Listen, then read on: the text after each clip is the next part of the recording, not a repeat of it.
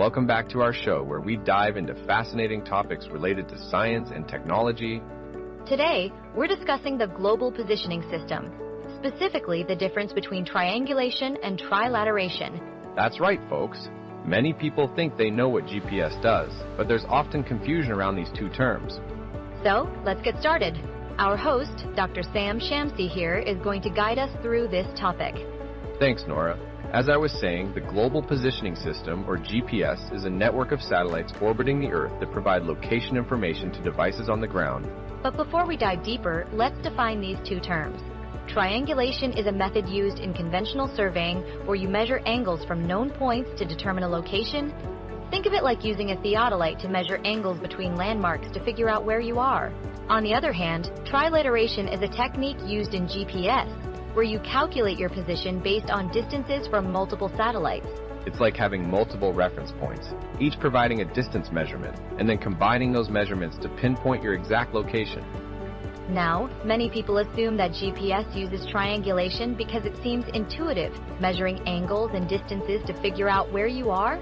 However, the reality is that GPS relies on trilateration due to the nature of satellite signals and how they interact with receivers on the ground.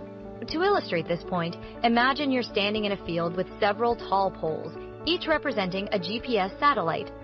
If you were to use a theodolite to measure angles between these poles, you'd still be using triangulation, not trilateration.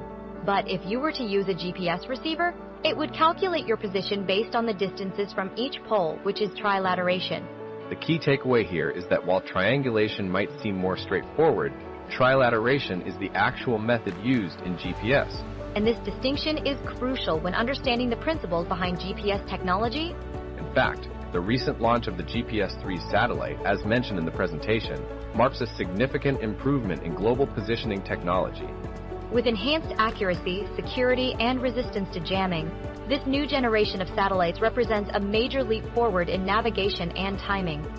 As we continue to explore the world of GPS and its applications, it's essential to grasp the fundamentals of how it works. From aviation to maritime and even everyday consumer devices, GPS plays a vital role in our lives. So, let's wrap up today's episode by summarizing the main points. Triangulation is a method used in conventional surveying, while trilateration is the technique employed by GPS. By understanding the difference between these two terms, we can appreciate the complexity and sophistication of GPS technology. Thanks for tuning in, everyone. Join us next time for more exciting discussions on science and technology.